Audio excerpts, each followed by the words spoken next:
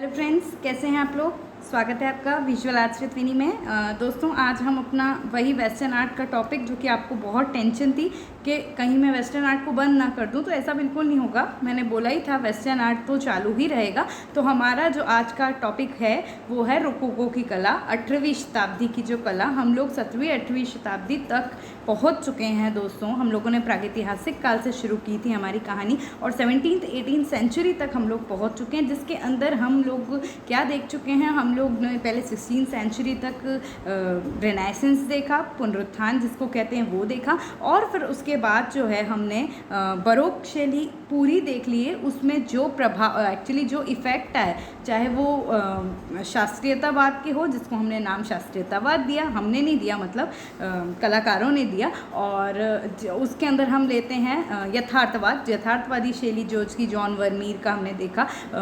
इन लोगों के जो आए, तो ये वाली चीज़ें सब कायम में थी भैया।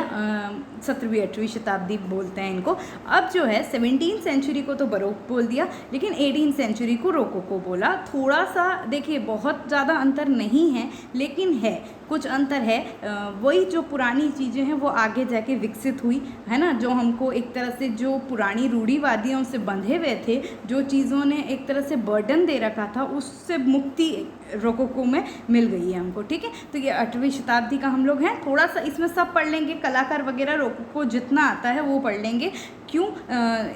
क्यों पढ़ना ज़रूरी है दोस्तों, एक बार 2 मिनट इसलिए बात करती हूँ पहले कि देखिए, आजकल आप लोग अभी मेरे साथ पेपर सॉल्व कर रहे हैं, आप लोग ये देख रहे हैं कि किस प्रकार से क्वेश्चन आ रहे हैं। मेज़र कॉलम में भी आ जाते हैं, तो मेज़र कॉलम में कितनी बार रोकोको के आर्टिस्ट रोकोको लिख के और सामने रोकोको के आर्टिस्ट दे देंगे। जो नहीं पढ़ता है, जो छोड़ देता है ये टॉपिक, कह रहे छोटा सा तो है, उसका ये मार्क्स चला जाता है। लेकिन अगर हम पढ़ लेते हैं तो एटलीस्ट हमें कभी भी मेज़र कॉलम में रेनेसेंस, पुनरुत्थान के सामने पुनरुत्थान का कलाकार नहीं देंगे, क्योंकि सबको पता है वो क्या है। लेकिन रोकोको के कलाकारों को बहुत कम लोग पढ़ते हैं, मतलब पढ़ना तो है लेकिन डीप में कम लोग पढ़ते हैं। तो वो इसलिए ऐसे टॉपिक्स को छोड़ो मत, सब कुछ इंपॉर्टेंट है, और ऐसे टॉपिक्स को तो और कवर करो। ठीक है, तो ये हमारा जो है, आज हम लोग रोकोको कला देखने वाले हैं, और रोकोको के आर्टिस्ट सब कुछ कंप्लीट कर लेंगे, है ना। मूर्ति, आर्किटेक्चर, पेंटिंग, जो भी होता है टोटल रोकोको इसमें हो जाएगा। ठीक है, आप लोगों को अगर कोई भी डाउट नेट से रिलेटेड हो तो आप मुझे इंस्टाग्राम, टेलीग्राम पे फॉलो कर सकते हैं। टेलीग्राम पे ये ग्रुप है visual arts with Winnie,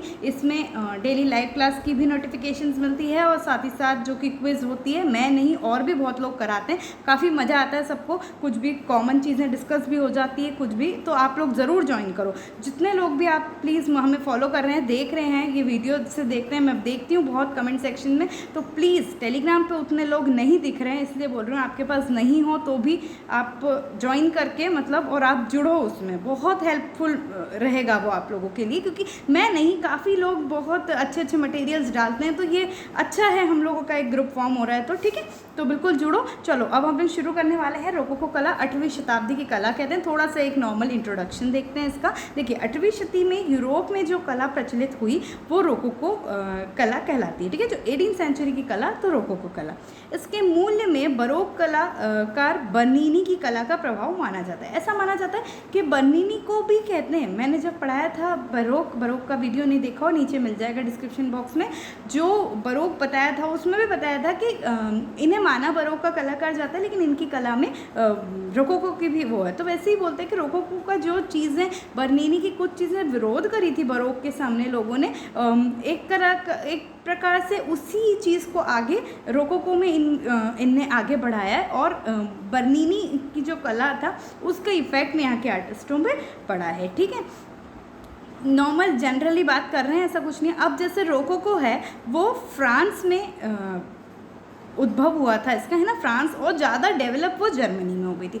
baroque की बात करो, फिर वही थोड़ा डिफरेंस लेके चलेंगे तो समझ आएगा, पिछली रिवीजन भी हो जाएगा। बरोक में क्या बोला था, देखो, बरोक के सारे कलाकार इटली, है ना, इटली, फ्रांस, स्पेन, हॉलैंड, सब जगह फैले हुए थे, ठीक है, सब जगह फैले हुए थे। हमने बात करी कि किस तरह से 8वीं शताब्दी में फ्रांस में यथार्थवाद आया था, है ना। तो वही चीज़ जो है फ्रांस में रोकोको शैली के नाम से भी बाद में सेम नहीं है, उस समय का इफ़ेक्ट, और अब ये जो है फ्रांस में वो उद्भव हुआ था इसका, और जर्मनी में ज़्यादा डेवलप हुई थी, ठीक है। जहाँ पे मतलब हम बोलेंगे कि रूबेंस का इफ़ेक्ट, हम है ना, रूबेंस के बारे में फ्रांस हाल नहीं, उनका जो ईयक थे, वान ईयक इनके शिष्य थे, जो है ना शिष्य माने जाते हैं। तो ये सब चीज़ें, ये लोग भी सब उधर के ही थे, और यही चीज़ है कि रोकोको भी फ्रांस में बहुत इम्पॉर्टेंट है कि वो कहाँ से ओरिजिनेट हुई, तो वो फ्रांस से हुई है, लेकिन उसका ज़्यादा डेवलपमेंट जर्मनी में देखा जाता है, ठीक है। अब आते हैं रोकोको के जन्मदाता कौन है, तो रॉबर्ट दे कोटी, है ना, और जिलेस मैरी ओपनार्ड, ठीक है। बहुत अच्छे से ये भी क्वेश्चन है आया हुआ है शायद, रॉबर्ट कोटी और ओपनार्ड, इन्हें रोकोको के जन्मदाता कहे जाते हैं। ये कौन है, तो ये जूलियस हुडियन मॉन्सार्ट, है ना, जो कि अपने कहाँ से फेमस थे, वर्सलीस से फेमस थे, उनके शिष्य थे ये, ठीक है। अब बात करते हैं नियमों से स्वतंत्रता की जो इच्छा बरोक शैली में अंकुरित हुई, उसी में एक तरह से ये विकसित हुई, वही आगे बढ़ी, है ना। जो कि नियमों से हमें थोड़ा विरोध करना है, उस चीज़ से ही आगे रोकोको बढ़ी है, ठीक है। आगे देखते हैं, देखो रोकोको का शब्द, अब वर्ड कैसे आया, जैसे बरोक का हमने बोला था कि बहुत सारे शाब्दिक अर्थ हैं, है ना, मोती की, है ना, और ऐसे बहुत सारे शाब्दिक अर्थ पे बरोक का नाम है। अब रोकोको का कैसे पढ़ा, तो देखो रोकोको शब्द का मूल अर्थ शिला संबंधी शिल्प, जिसको रॉक बोलते हैं, रॉक पत्थर, समझते हैं ना आप लोग, पत्थर से था, और यह मुख्यतः आंतरिक सज्जा की थी। मतलब कल तक जो चीज़ें हमने जो भी चर्च बनाए, हमने जो भी वास्तु आर्किटेक्ट्स बनाए हैं, बिल्डिंग्स बनाई हैं, हमने बाहर डेकोरेशंस किया था, बाहर उसका कार्विंग किया, बाहर उसकी जो कि सजावट का कार्य है ना, सजावट के लिए बरोक जानी जाती है, ये पीरियड ही जाना जाता है एक तरह से, है ना। तो जो सज्जा बाहर हो रही थी, रोकोको में वो चीज़ अंदर आ गई। मैं ये नहीं कहूँगी कि बरोक में आंतरिक सज्जा नहीं थी, बिल्कुल थी। एक चीज़ मैं बरोक में बताना भूल गई थी आपको शायद, क्वाड्राटूरा था, है ना, वो पेंटिंग के अंदर लेते हैं अपन, इफ़ेक्ट जो भ्रम पैदा करता है, वो वाली चीज़, जो कि कहाँ पे हम देखेंगे, मैंने आपको बताया था कि छत पे, रूफ पे ऐसा पेंटिंग्स बना हुआ है, ऐसा वॉल म्यूरल्स बने हुए कि ऐसा लग रहा है कि चीज़ बाहर आ रही है, 3D-पन इन जनरल, आम भाषा में बोले तो एक भ्रम पैदा करना। तो ये वाली चीज़ ही रोकोको में और बड़ी है ना, आंतरिक सज्जा, अंदर की सजावट, ये सब चीज़ें। दूसरी चीज़ और क्या था, तो इसके भवनों के बाहरी भाग की सामग्री आंतरिक भाग में आ गई थी, और मुख्यतः अंग्रेजी के मतलब जो सी लेटर्स के आकार की अलंकरण यहाँ पे उपयोग में हुए हैं। मैं फ़ोटो लगाना भूल गई, आप देखना को समझ आएगा कि किस तरह से सी शेप में अलंकरण यहाँ पे हुआ गया है। 18वीं सेंचुरी में पोर्सिलीन, स्वर्ण एवं चांदी के कार्य में भी इस शैली का प्रयोग हुआ, ठीक है। इन सब के गोल्ड, सिल्वर, पोर्सिलीन, इन कार्य में इन चीज़ों का भी प्रयोग रोकोको के समय होने लगा। पेंटिंग और स्कल्पचर जो है मतलब चित्रकला और मूर्तिकला में भी बहुत आनंद, रंगों से परिपूर्ण ये बनी। आगे देखेंगे इनको अलग से। चित्रकला के सर्वप्रथम दातो और ब्रूशे, इनका नाम प्रयोग में लिया गया है। होगार्ट, शर्ली, मूरलैंड, इनका भी प्रभाव इसमें रहा है। लेकिन ये लोगों को हम इंग्लैंड के समय पढ़ेंगे, है ना, इंग्लैंड के आर्टिस्ट इस समय पढ़ेंगे। अभी हम अपन लोग ये बात करते हैं कि रोकोको के कलाकार जो हैं, ठीक है। फिर आगे आते हैं, फ्रांस में नवशास्त्रीयतावाद के प्रभाव से, अब जैसे ये चीज़ चल रही थी 8वीं शताब्दी में, नो डाउट चल रही थी, लेकिन जब अब अपना नवशास्त्रीयतावाद का समय आएगा, उसके प्रभाव से ये ख़त्म हो गई थी, ठीक है। उससे प्रभाव से इसको दबा दिया था, फ्रांस में तो बिल्कुल दबा दिया था, लेकिन जर्मनी में ये चलती रही थी, और इसलिए कहते हैं कि फ्रांस में भले इसका उदय हुआ था, लेकिन ये डेवलप जर्मनी में हुई थी, क्योंकि फ्रांस में थोड़े समय बाद बाय फ्रांसिस्को डे गोया नवशास्त्रीयतावाद आ गई थी, और उसी कारण यहाँ पे इसका इफेक्ट कम होने लग गया था, और लेकिन जर्मनी में चलती रही थी, ठीक है। इग्नास गंथर जो है एक बहुत सुप्रसिद्ध वास्तुकार इस समय के माने जाते हैं, ठीक है। चलिए आगे अब थोड़ा सा वास्तुकला देखते हैं क्या है इसमें बाहरी धरातलों में केवल 2 रूप हैं, अर्धवृत्ताकार और वृत्तखंडाकार, मतलब सेमी सर्कुलर और सर्कुलर, है ना। ये इस तरह की सेमी सर्कुलर और सर्कुलर विंडो हैं, डोर हैं, खिड़की है, दरवाजे हैं।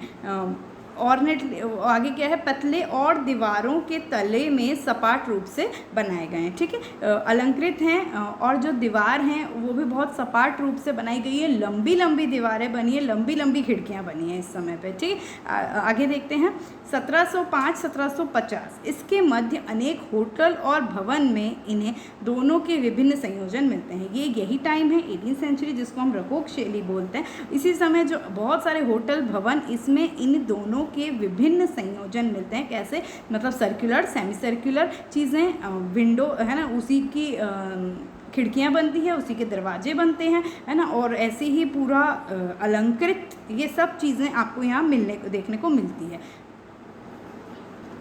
ठीक है। फिर क्या चीज़ चेंज हुई, तो ये हुआ कि अब कल तक हमारा क्या है, दीवारों को सहारा देने के लिए बनाने वाले स्तंभों की परंपरा को छोड़कर स्वतंत्र रूप में एवं चौकोर नाजुक स्तंभों का उपयोग होने लगा। अब बात सुनिए, कोलोनेट्स के बारे में आपको बताया था कैसे बर्नीनी ने और कैसे भ्रम उत्पन्न किए थे इतने कॉलोनेट्स बनवा के, ठीक है। तो ये वाली चीज़ क्या थी, अभी तक प्रथा क्या चलती आ रही थी कि ऊपर की दीवारों को सपोर्ट देने के लिए हमें खंभे बनाने हैं, ठीक है, लेकिन अब ऐसा नहीं है, अब उसको आप स्वतंत्र रूप से बना रहे थे।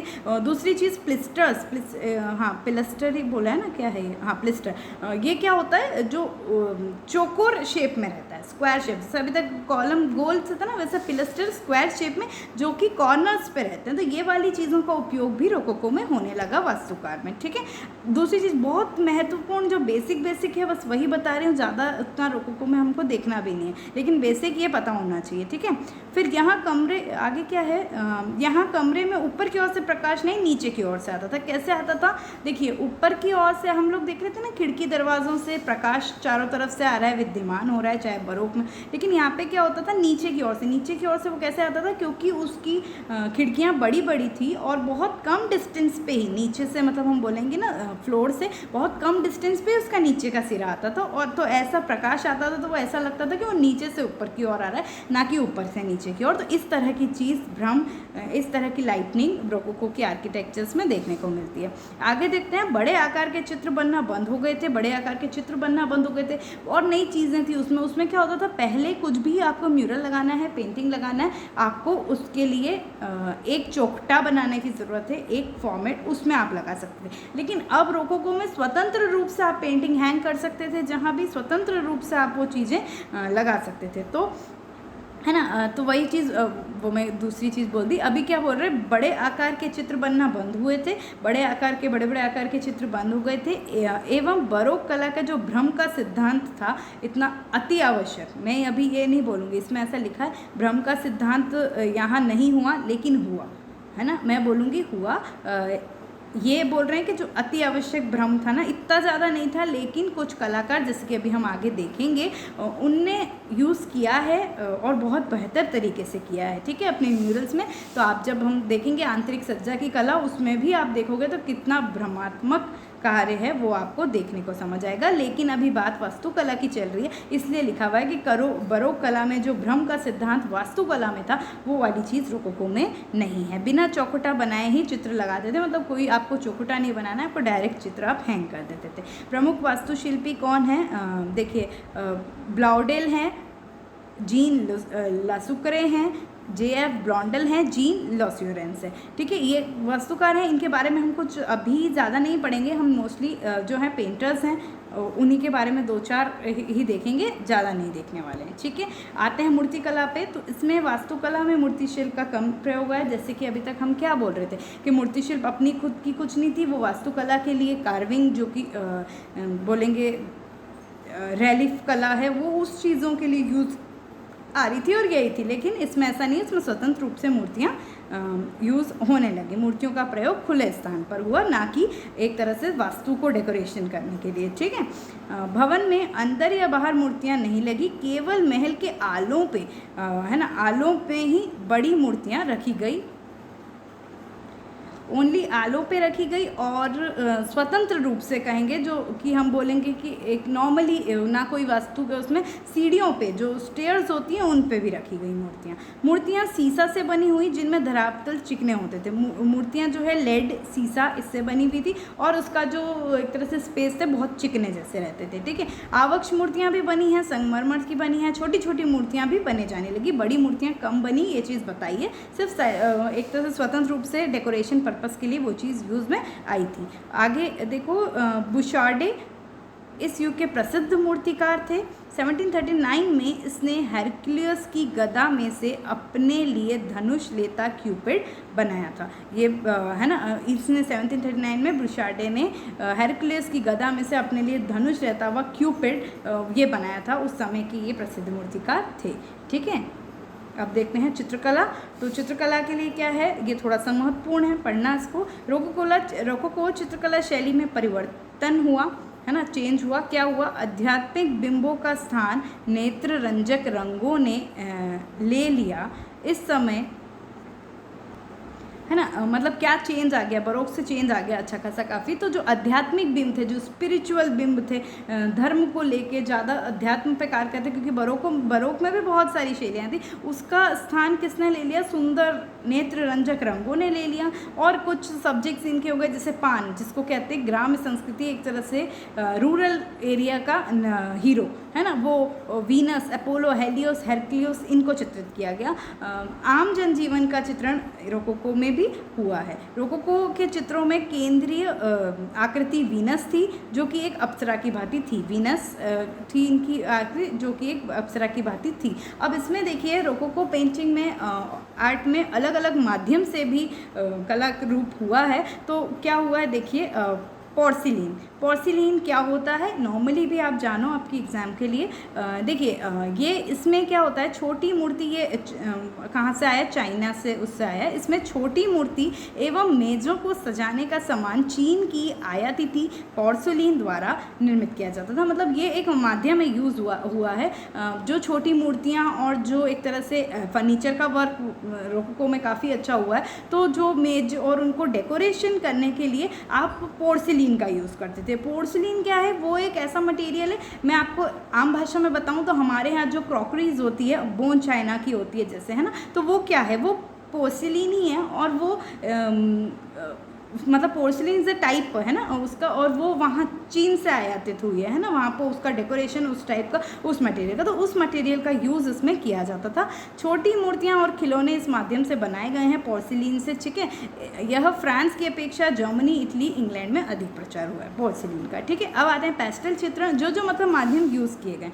इसका विकास इस युग में नहीं हुआ, परंतु ये स्व अभिव्यक्ति के लिए उपयोग में, इतना विकास नहीं हुआ कि पेस्टल आर्टवर्क होने लगा, लेकिन एक स्व अभिव्यक्ति के लिए ये यूज़ में आने लग गया। एक तरह से उन लोग को देखिए, पेंटिंग और जस्ट स्केचिंग, उसके बीच की चीज़ दिखती थी और इसलिए पेस्टल का यूज़ होता था। जोसेफ विनिन वायर मेरा नाम आया, जोसेफ विनिन ने इसे एक संपूर्ण माध्यम में विकसित किया। ठीक है, उन्होंने एक संपूर्ण माध्यम में आगे विकसित किया, उससे बाद कलाकार एक स्वतंत्र रूप से इसका उपयोग करने लगे थे। ठीक है, किसने, जोसेफ विनिन, इनने पेस्टल कलर का एक संपूर्ण माध्यम के उसमें वो किया था, विकसित किया था, और बाद में कलाकार इसको यूज़ करने लगे थे। ठीक है, ये एक तरह से वही ये जो मैं बता रही थी, एक स्केचिंग और जो प्रॉपर पेंटिंग है उसके बीच का कार्य करता है, इसलिए ये चीज़ को यूज़ करते हैं। ठीक है, और आया तो ऑयल स्केच, स्पिरिट चित्र, मतलब ऑयल का है लेकिन स्केच है ना, तो ये तेल माध्यम से बनाए गए स्केच हैं, स्केचिंग है, मतलब फास्ट है, कम ड्यूरेशन में, लेकिन ऑयल मीडियम से बनाया गया है, जो एक प्रकार से भित्ति चित्र के आकार पर एक लघु रूप था। फ्रैगनार्ड गॉडी ने उपयोग किया है। फ्रैगनार्ड और गॉडी जो अभी हम पढ़ेंगे आगे, इन कलाकारों ने यूज़ किया है, जो वो लोग भित्ति मतलब एक तरह से वॉल आर्टिस्ट, वॉल पेंटिंग करते थे, भित्ति चित्रण करते थे, तो उसका एक छोटा नमूना वो तेल चित्रण के उस रूप में बनाते थे। ठीक है, और ऐसे बहुत, अभी टिपोलो पढ़ेंगे हम लोग, है ना, टिपोलो का ही है, जो मैं अभी पहले आपको भ्रम पैदा करने का भी बोलते ना कि ये लोग नहीं कर, नहीं, ऐसा नहीं है। पेंटिंग में बहुत बहुत सारे उसमें ये इफ़ेक्ट पैदा किया है उनने, टिपोलो ने। साथ ही साथ उनने एक छोटे छोटे वो पहले ऐसे ही कार्य करते थे, बताएंगे कि कोई भी ठेका लेते थे मतलब कार्य का, तो वो छोटे छोटे अपना एक तरह से मॉडल बनाते थे, स्केच बनाते थे, और वो पहले पास करवा लेते थे और आफ्टर दैट वो बड़े पैमाने पर कार्य करते थे। जैसे एक नॉर्मल हम बोलेंगे एक डेमो टाइप का बना लेते थे वो। तो वो चीज़ आज भी टिपोलो के वर्क्स,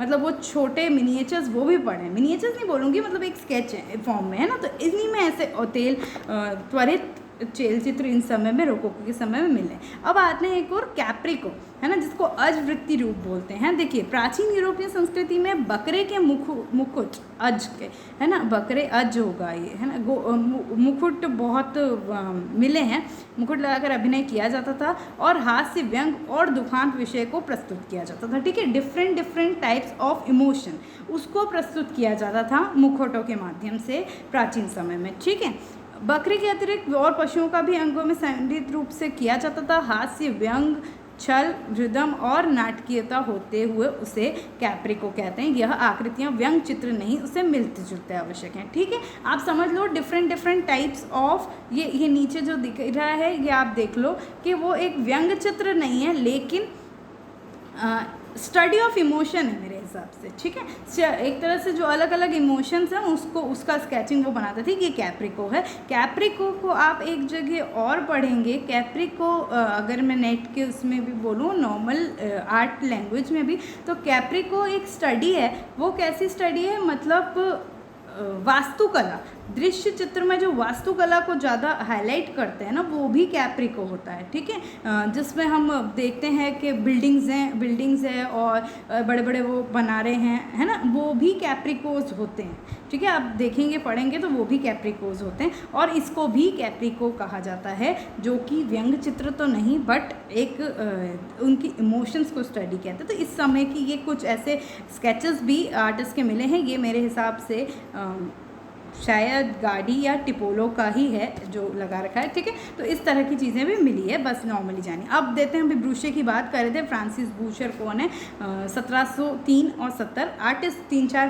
5 पढ़ लेते हैं, रोकोको कंप्लीट हो जाएगा, निपट जाएगा आपका बिल्कुल। ठीक है, तो पेरिस में जन्म हुआ था इनका। इनके शिष्य कौन थे, वटेउ। अब पुराने आएंगे इसे, 8वीं शताब्दी फ्रांस में यथार्थवादी में वटेउ जी पढ़ चुके हो आप लोग जी, है ना। तो यही वटेउ के ही शिष्य हैं ये ब्रूशे, और जिनको हम रोकोको शैली के अंदर रहते हैं। 1723 में 20 वर्ष की आयु में फ्रेंच एकेडमी का प्रथम पुरस्कार लिया। बताइए, ब्रूशर ने फ्रेंच एकेडमी का प्रथम पुरस्कार 20 वर्ष की आयु में ही ले लिया था। और यहाँ तो हम क्या है, 20 वर्ष में तो हम गोले ही मांड रहे थे अपने, सही बात है, आज भी गोले ही मांड रहे हैं ना। तो कहने की बात है, कलाकार महान, बढ़िया। 20 वर्ष छोटी सी आयु में देखो फ्रेंच एकेडमी का पुरस्कार, प्रथम पुरस्कार ले लिया था इन्हें। फिर वे रोम चले गए, 1739 में फिर से पेरिस लौटे, है ना। फिर क्या हुआ, 1769 में उसी अकेडमी के डायरेक्टर बन गए। पहले फर्स्ट प्राइज़ दिया, लेकिन अभी देखिए इतनी छोटी सी उम्र में वहाँ के डायरेक्टर भी बन गए, और 5 वर्ष बाद ही उनकी मृत्यु हो गई। ठीक है, उसने विभिन्न शैलियों में कार्य किया, बहुत अलग अलग डिफरेंट स्टाइल्स में कार्य किया। मैंने बहुत जनरल छोटी चीज़ें ही लिखी है, ज़्यादा इसको लिया ही नहीं है। आगे देखिए, इसके समान 8वीं शती में फ्रेंच रुचियों को चित्रित करने वाले कोई और नहीं था, है ना। फ्रेंच रुचियों को, मतलब जो फ्रेंच टॉपिक्स को चित्रित करने वाला, इनके अलावा और कोई नहीं था 18वीं सेंचुरी में, है ना। फैशनेबल और परिष्कृत रुचि के संरक्षक एवं ग्राहकों के हेतु उन्हें बहुत कृतियाँ बनाई। ठीक है, आगे क्या कहते हैं, उसने हल्के बालों वाली योजनाओं का विकास किया, जिसमें फीके नीले और गुलाबी रंग का प्राधान्य था। ठीक है, हल्के बाल की योजना, जिसमें कि हम बोलेंगे इन दोनों कलर टोन्स का वो था। आगे देखिए, मदाम दी पोम्पेटू, के लिए उसने अनेक चित्र का अलंकरण किया। ये कौन है, मैडम डी पोम्पेटू, तो एक वहीं के जो रानी, और वो मैं यूँ बोलूँगी कि वो बहुत कला पारखी थी, है ना, और कला पारखी थी, तो उसके लिए उनने ही हायर किया था इनको, और उनके लिए इनने बहुत चित्र और अलंकरण बनाए थे। रोज़ डी बेरी, ये देखिए उनका खुद पोर्ट्रेट भी बहुत सारे बनाए थे, है ना। रोज़ डी बेरी, ये भी यही उनका एक पोर्ट्रेट है, इनकी बहुत सारे बनाए हैं ना, ये पोम्पेटू उन्हीं का है। आगे देखो ट्रायम्फ ऑफ वीनस, वीनस की विजय 1740 ऑयल मीडियम का है। इसमें चट्टान, सीपियाँ, मूंगों के पौड़े, वंशी, जल, फैन और लहरें चित्रित किया गया है। वेरोनीस रूपर्स वाट्यू की कला से प्रेरित है। वाट्यू की तो वातो जिसको आप कहते हैं उनके तो शिष्य हैं, ये क्यों नहीं होंगे प्रेरित। और बाकी आप देखो बिल्कुल पेंटिंग देखो तो भाई साफ तो दिख रहा है कि किनकी कला से प्रभावित हैं हम। आपने पैलो वेरोनीस पढ़े, आपने पीटर पॉल रूबेंस पढ़ा, इनके पेंटिंग्स देखे, वटेउ के देखे, तो उनकी कला से प्रेरित हो के इन्हें ये कार्य किया है। जो कि आप भले वो पीछे का दृश्य चित्रण देखो, चाहे एक कलर स्कीम देखिए, चाहे आप बॉडी एनाटॉमी देखिए, चाहे एक फ्लो देखो पेंटिंग में, पूरा आपको वहाँ का प्रभाव इसमें देखने को मिल जाता है ना। अब आते हैं जेन बैप्टिस्ट सिमोन चार्डिन, शार्डी जिसको हिंदी में बोलोगे शार्डिन, है ना। चार्डिन बहुत बढ़िया कलाकार, देखिए ये इनका खुद का सेल्फ पोर्ट्रेट है ना। ये मेरे पास था तो मैंने लगा दिया। पेरिस में जन्म हुआ इनका। कला शिक्षा इनने वान लू से ली थी। वान लू कौन थे? तो फाउंटेन ब्लू में दरबारी चित्रकार थे और उनसे उनने अपनी स्टार्टिंग कला शिक्षा ली थी चार्डिन ने वान लू से, ठीक है। उसने जन सामान्य को अपनी कला का विषय बनाया। मैंने क्या बोला, रकोको में अब आएगा जन सामान्य आएगा, जो कि दरबारी शान शौकत तक था, अब वो जन सामान्य बरोक में भी आया था लेकिन यहाँ पे ज़्यादा है। फ्रांस के समाज उसे पसंद नहीं करते थे क्योंकि उसने एक तरह से, ये कैरवेजियो है यहाँ का, मैं आम भाषा में बोल रही हूँ, ऐसा कहीं लिखा हुआ नहीं है, लेकिन क्योंकि अलग हटके कार्य करोगे, चीज़ों को मतलब विरोध करोगे तो लोग परेशान करेंगे और लोगों को समझ तुम नहीं आओगे। तो वही चीज़ उनकी भी है। चार्डिन इनने भी क्या किया था, इनने भी जो लिखा हुआ था, जो सब बोलते थे, जो थीम को सब बोलते थे, उनसे हट के उनने आम जनजीवन को अपने कला का सब्जेक्ट ले लिया था। उसने, है ना, क्या क्या चीज़ें बनाई, ये 2 बार लिख दिया मैंने। घरेलू पात्र, फल की टोकरियाँ, मीन्स स्टिल लाइफ, बहुत सुंदर स्टिल लाइफ है चार्डिन का, अभी बताती हूँ। मतलब बहुत बढ़िया खेल चित्रण, बहुत उत्तम और यथार्थवादी ढंग से बनाया कि रियली आप लोग अगर कुछ प्रैक्टिकल भी वो करते हो तो आप इनका रेफरेंस देख सकते हैं। बहुत सुंदर काम किया है, ठीक है। उनका मन एक बालक के समान था, ऐसा कहा जाता है चार्डिन का। ये देखिए पोर्ट्रेट भी बहुत अद्भुत सुंदर किए हैं इनने, है ना। ये एक बालक का ही है और ये इनकी वाइफ का है और वो उनका सेल्फ आप देखोगे। ये पोर्ट्रेट है। ये द रे इनकी फेमस पेंटिंग, ये क्या है, कुछ भी नहीं है, जन सामान्य आसपास की जो चीज़ें हैं उसको चित्रण किया है बहुत शानदार तरीके से, ठीक है। ऑयल में है। आज ये लॉवर म्यूजियम पेरिस में है, 1728 में इन्हें बनाई थी। ये इस तरह के स्टिल लाइफ जो मैं बोल रही हूँ, बेहतरीन वर्क ये चार्डिन ने किया था, ठीक है। और ये इसी चीज़ के लिए फ्रांस वालों को ये समझ नहीं आ रहे थे। वो चाह रहे थे कि वही वीनस से रिलेटेड चित्र बनाओ, अपोलो बनाओ, वो यही चीज़ें चाह रहे थे, लेकिन इनने इन चीज़ों को अपना सब्जेक्ट ले लिया था, ठीक है। तो ये थे चार्डिन। अब आते हैं फ्रैगनॉट, है ना। ये बहुत दोनों चारों बस ये थोड़ा सा कॉमन नेम है, उन्हीं को लिया है। आप चिंता मत करना कि एक्स्ट्रा बता के हम लोग को कंफ्यूज करती है, कंफ्यूज नहीं करती, पर ये ज़रूरी है पढ़ना, इसलिए ये कुछ 2-4 लिए हैं, 1-2 छोड़ भी दिए मैंने, ठीक है। तो 1732 फ्रैगनॉट थे ये कलाकार। देखें क्या है ये, तो 1750 में कुछ महीने वह शार्डी का शिष्य रहा, ठीक है। शार्डी मतलब चार्डिन के ही शिष्य थे, ठीक है, 1750। फिर 1752 में ब्रूशे के चित्र वो बन गए, ब्रूशे, है ना, दोनों बता दिए। फिर 1753 से 56 में उसने वान लू के अधीन, वान लू मतलब इनके शिष्य, ये चार्डिन के जो शिष्य थे ना, फाउंटेन ब्लू के दरबारी चित्रकार। तो ऐसे अलग अलग लोगों के पास गए तो बिल्कुल आएगी चीज़ें इनके पास, मतलब इफ़ेक्ट सबका आएगा, ठीक है। तो ये इनके पास इनने ऐसी शिक्षा ग्रहण की। मैडाम ड्यू बरी के उत्कर्ष तथा लुई 15वें तथा 16वें में फ्रैगनॉट बहादुरी और भावुकतापूर्ण विषय का एक अलग ही स्वभाव का चित्र था। इसने सरल और निर्धन लोगों के घरेलू ईवान के चित्र बनाए, ठीक है। इस समय के जो टाइम था, मैडम डू बारी और लुइस 15वां, इनके समय, ये मतलब वहाँ के शासक थे, है ना, उसके समय फ्रैगनॉट ऐसा पेंटर था जो एक पूरी बहादुरी से कार्य करने वाला था, ठीक है। उसने क्या किया, उसने एक सिंपल और नॉर्मल जीवन की, मतलब गरीबों निर्धनों का पेंटिंग किया। 1752 के समय उसे प्री द रोम का पुरस्कार प्राप्त हुआ, ठीक है। 1752 के समय इन्हें प्री द रोम का पुरस्कार प्राप्त हुआ। 56 से 61 तक यह फ्रेंच एकेडमी में रहे, है ना। और फिर उसने टिपोलो की पद्धति का भी कई अध्यापन किया, मतलब जो अब टिपोलो हम पढ़ेंगे कलाकार आगे बढ़िया हीरो है, तो उसका भी बहुत अच्छे तरीके से अध्यापन इनने किया। किसने? फ्रेगनॉट ने। फ्रेगनॉट 1773 में इटली गए। 1779 में फ्रेंच की क्रांति के कारण जिस प्रकार का चित्रण फ्रेगनॉट करता था उसका वर्चस्व खत्म हो गया। 1779 में फ्रेंच की क्रांति आ गई, न्यू क्लासिज्म का भी इफेक्ट होने लगा, आपको पता ही है। तो उसके कारण क्या है, वो कलाकार थोड़े से अच्छे हो गए और इसकी ख्याति कम हो गई। इसका जो सब्जेक्ट में वो बनाता था उस चीज़ को भी दबा दिया गया और बिल्कुल एक तरह से निर्धन हो गया वो, और फिर लोग उसे भूलने लग गए। ठीक है, और उसी के बाद 1806 में उसकी मृत्यु हो गई। विलासी वातावरण, क्षीर यौवन, अनवरत सुख, अनेक प्रकार के अनोद प्रमोद आदि इसके चित्रों में अंकित हुआ गया है। ठीक है, ये सारे सब्जेक्ट्स इनके चित्रों में अंकित हुए गए हैं। देखिए आप ये कुछ पेंटिंग इम्पॉर्टेंट है। कैलिराहो को बचाने हेतु बड़े पादरी कोरोसस की आत्मबलि, ये पेंटिंग है, आत्मबलि उनने दी है ना। ये 1765 में किसने बनाई है? इन्हीं महाशय ने, फ्रेगनॉट ने बनाई है। ये क्या है? तो हैप्पी सुखी माँ का चित्रण ये इनने अपने जीवन के शुरुआती समय में ही किया था। जैसे कि हम बात करते हैं ये 1760 में ही किया था ना इनने, तो बस पहले का ही कार्य है ये सुखी माँ, है ना। तो ये वाला कार्य इनने किया था। फिर आते हैं प्रेम की प्रगति, 1770 में बाद का है ये भी ऑयल ऑन कैनवास इनने किया है। इसमें प्रेम के उसको full of complete of romance ये पेंटिंग दिखती है। ठीक है, अब ये आते हैं एक महान हीरो कलाकार जियोवनी बैप्टिस्टा टिपोलो, लास्ट से इनको देख लेते हैं, खत्म हो जाएगा आपका रोकोको। इसे वेनिस का अंतिम महान कलाकार कहा जाता है। ठीक है, इनको वेनिस का लास्ट कलाकार कहा जाता है।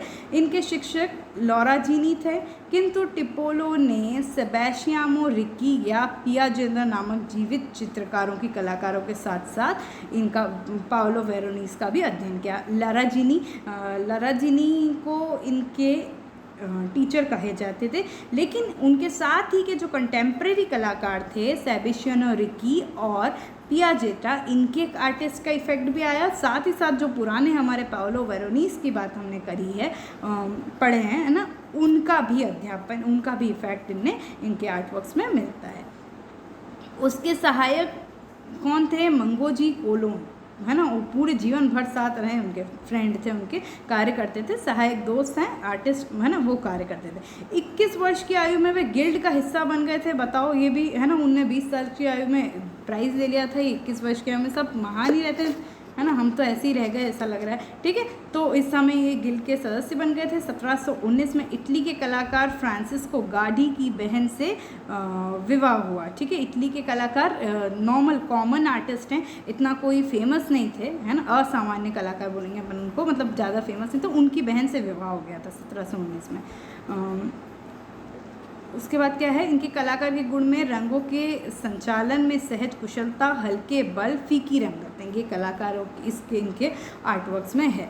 इसने अग्रभूमि की आकृतियाँ, बहुत इंपॉर्टेंट, देखो अग्रभूमि जो आगे की भूमि की जो आकृतियाँ हैं, उसके पीछे जो पृष्ठभूमि के दृश्य को उसने एकदम तिरछे परिप्रेक्ष्य में दिखाया है, एकदम टेढ़े पर्सपेक्टिव में बताया है। पीछे भवनों को दूरी के धुंधले से विलीन करते हुए उसने एक सुंदर लोक की सृष्टि की है। ठीक है, उसको दूरी के उससे उसको धुंधला कर दिया है पीछे के भवन में, और एक बहुत सुंदर पेंटिंग्स की रचना इसने की है। 1755 में वह वेनिस लौटा, यहाँ की अकेडमी के प्रथम अध्यक्ष अब वो निर्वाचित हो गए। ठीक है, पहले ये गिल्ड की सदस्यता था, देख ली, शादी हो गई, है ना, वहाँ रहे भी, फिर वो वेनिस लौटे 1755 में और यहाँ पे अकेडमी का प्रथम अध्यक्ष निर्वाचित किया। अब क्या हुआ, 62-66 में अब पुत्रों के साथ बहुत जगह कार्य किया, बहुत जगह मतलब जाते थे ठेका लेके और कार्य करते थे। तो मैड्रिड का महल उनने अपने पुत्रों के साथ वर्क किया, उसमें उसका जो भी वॉल पेंटिंग्स और ये सब कार्य किया।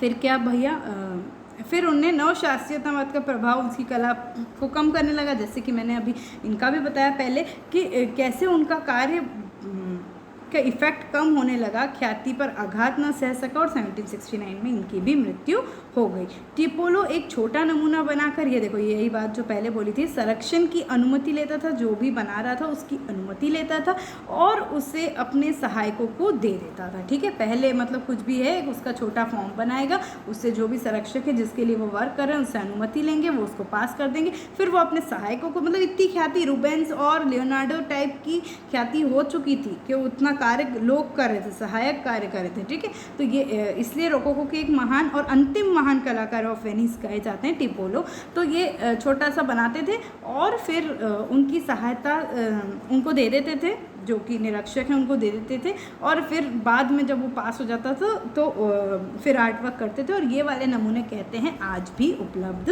हैं।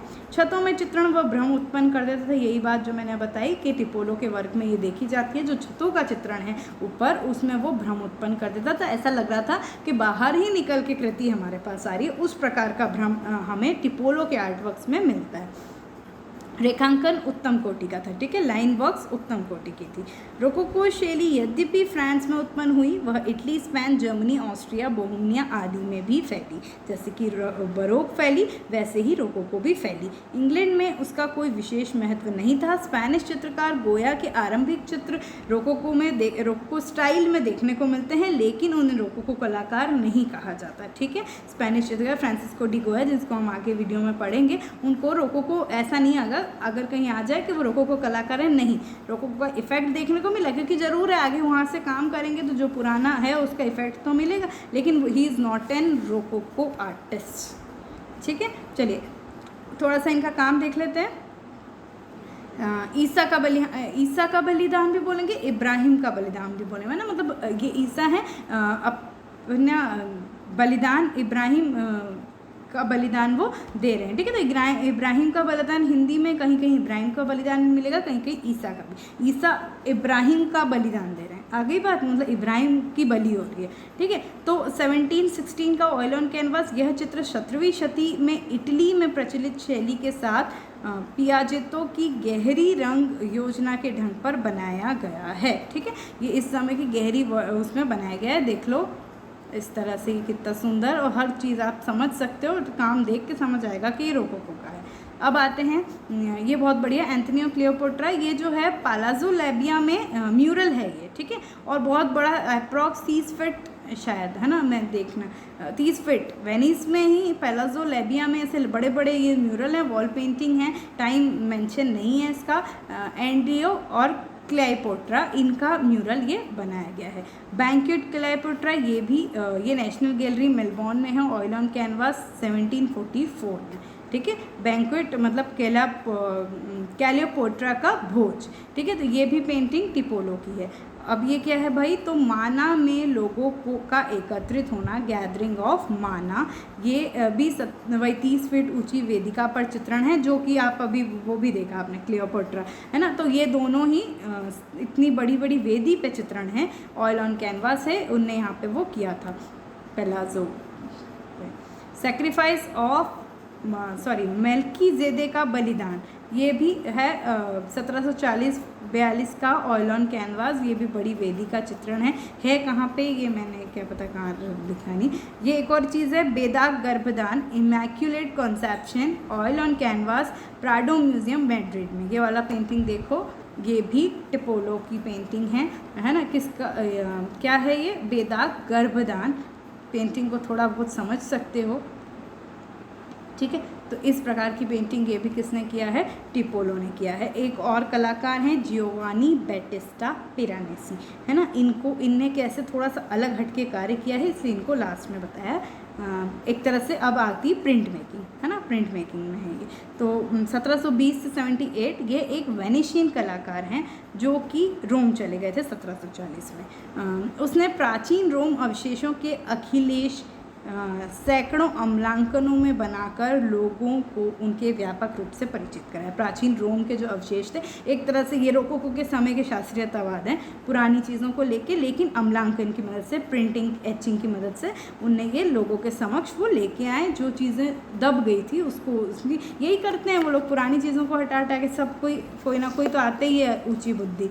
ठीक है, तो प्राचीन अवशेषों की अनुकृत करते हुए अम्लांकनों में छाया प्रकाश की एक तरह से आप बोलेंगे चायरस्क्यू अचीव की है ना। छाया प्रकाश की ऐसी नाटकीयता उत्पन्न की जो कि देखो 15वीं शताब्दी में एल्बर्ट ड्यूरर कर चुके हैं, है ना। उनने क्या किया, उन्हें वुडकट, है ना, उनका चायरस्क्यूरो वुडकट है। वैसे ही इस समय इनने अम्लांकन के माध्यम से छाया प्रकाश की नाटकीयता उत्पन्न की और लोगों को प्राचीन अवशेषों, रोम अवशेषों की ओर अग्रत किया। किसने? पिरानेसी ने, जियोवानी बैटिस्टा पिरानेसी। ठीक है, आगे चलकर इसी चीज़ का प्रभाव नवशास्त्रीयतावाद पे पड़ा। ठीक है, ये देखिए आप, इनका बहुत फेमस सा एक ये सीरीज़ है पूरा, क्या है, कार्सरी इन्वेंशन। ये उनका एचिंग है, बहुत अच्छे तरीके से देख लो। 1745 में और भी आपको नेट पे देखोगे तो मिलेगा इस तरह का। ये पूरा कंप्लीट सीरीज़ इनका बनाया गया है, किसका? पर्सिनेसी का। ठीक है, बहुत फेमस। दूसरी चीज़ है वेड्यूट। वेड्यूट इनका द व्यू, ये भी इनका बहुत फेमस है, जिसको विहंग दृष्टि भी कहते हैं, है ना। ये अम्लांकन देखो, ये भी अभी 2-4 सीरीज़ है, कंप्लीट सीरीज़ है ये। 2-4 मैंने इस तरह से, ये कैप्रिकोज हैं आपको जो मैंने अभी बताया था। ठीक है, ये कैप्रिकोज हैं जो वास्तुकाल को, जब जिसमें वास्तु कला को आर्किटेक्ट्स को हाईलाइट होते हैं, वो कैप्रिकोज होते हैं। ठीक है, तो इसका अम्लांकन उनके मृत्यु के बाद, मतलब इतनी सारी सीरीज़ बनी थी कि उनकी जब डेथ हो गई थी उसके बाद भी चलता रहा था। वो लोगों के मस्तिष्क में रोम का एक भव्य चित्र बनाने में सफल हो गए। जो उस समय के कलाकार, जिनको उस चीज़ की जानकारी नहीं थी, उन्हें रोम का एक अच्छा उदाहरण, अच्छी इमेज सबके सामने सेट कर दी थी अपने इन आर्ट वर्क्स के जरिए। ठीक है, जैसे कि हमने यथार्थवादी शास्त्रीयतावाद 17वीं शती में भी देख ली। किनको देख लिया? निकोलस पोसीन, क्लाउड लोरेंस, जब हम इनकी बात भी कर रहे थे, इनने भी उस पर कार्य किया। वैसे ही परनेसी भी थे और इन्हें मैं कहूँगी कि अम्लांकन की मदद से, प्रिंटिंग की मदद से ये कार्य किया। ठीक है, तो ये था रोकोको, पूरा हो चुका है। कुछ एक आध आर्टिस्ट शायद रहे होंगे, लेकिन ये मुख्य हैं। टिपोलोस, ब्रूशे, इनको बहुत अच्छे से देख लेना, है ना। तो ये आप करोगे तो आपका रोकोको हो जाएगा। ठीक है दोस्तों, प्लीज़ इंस्टाग्राम, टेलीग्राम पे ज़रूर जुड़ जाओ एटलीस्ट, ताकि आपको नोटिफिकेशंस मिलते रहें। ठीक है, जो भी नेट से रिलेटेड। ठीक है, तो अब अगला अपन क्या देखने वाले हैं, थोड़ा सा देख लें तो यही 17वीं 18वीं शताब्दी में इंग्लैंड के कुछ मुख्य अच्छे कलाकार थे और जो क्वेश्चंस में बहुत आते हैं, वो उनका एक छोटा सा वीडियो जिसके आज बरोक भी हुआ, और उसके बाद फिर हम कला आंदोलन चालू करेंगे। डोंट वरी, जल्दी हो जाएगा, चिंता मत करो, मेरी जिम्मेदारी है तो करूँगी सही, लेकिन जो भी पढ़ाएँ एटलीस्ट अच्छे से पढ़ाएं, इसलिए यही हो रहता है। ठीक है दोस्तों, अच्छे से पढ़ते रहो। Thank you so much, wish you very all the best, bye bye.